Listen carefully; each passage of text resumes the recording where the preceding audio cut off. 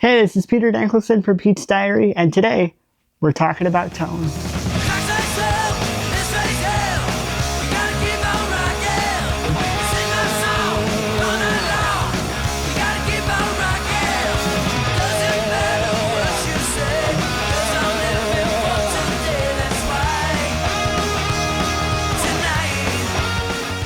So, of course, the big debate with tone is how much of it comes from the gear, but then how much of it comes from your hands and you. In my opinion, the gear definitely gives you a voice, but I truly think that 80% of the tone comes from you. The way you hit the strings and the way you play, I think is definitely the biggest factor. So for example, you could walk up to this rig right here, I could hand you this Les Paul, and you plug in and start jamming, you're still going to sound like you. And then if you hand the guitar back to me and I start jamming, I'm still going to sound like me. Even though it's the same gear, you as a person and a player, your personality will always kind of come through, no matter what it is.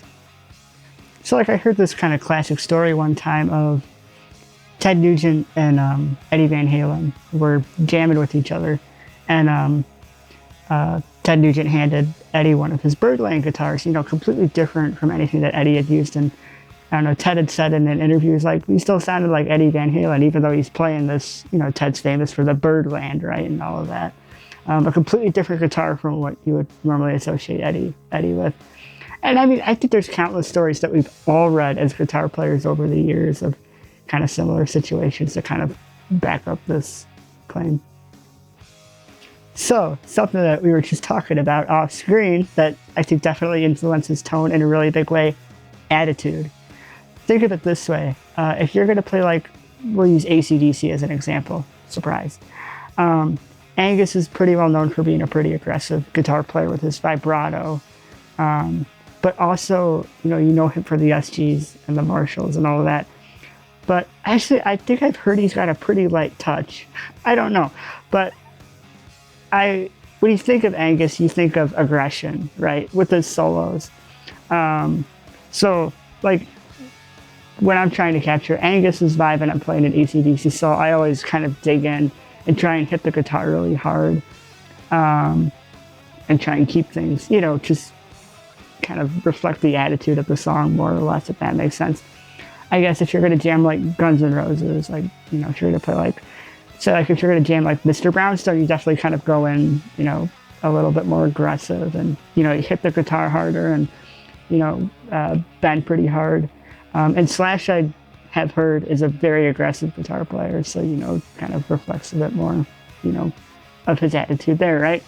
And then also you have songs like Estranged, and some of those more kind of mellow songs where, I guess to be a bit more passionate, when you kind of dig in with some more of those solos. So I really do think attitude is something, it could be like the flip side too, if you're going to play like Gilmore, like if you're going to do like Comfortably Numb by Pink Floyd, I don't know. With me, I always dig in aggressively, so maybe I wouldn't quite have the tone, right?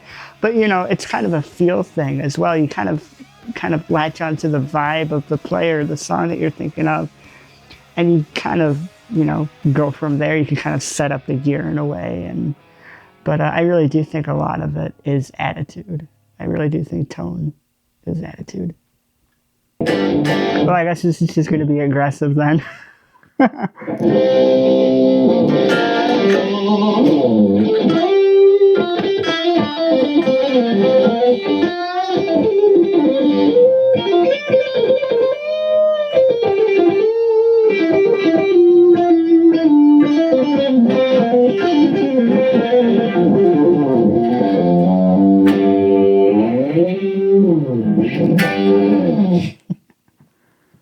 So what do you guys think of this very hot topic debate? Do you think tone comes from more of yourself as the player or more from the gear?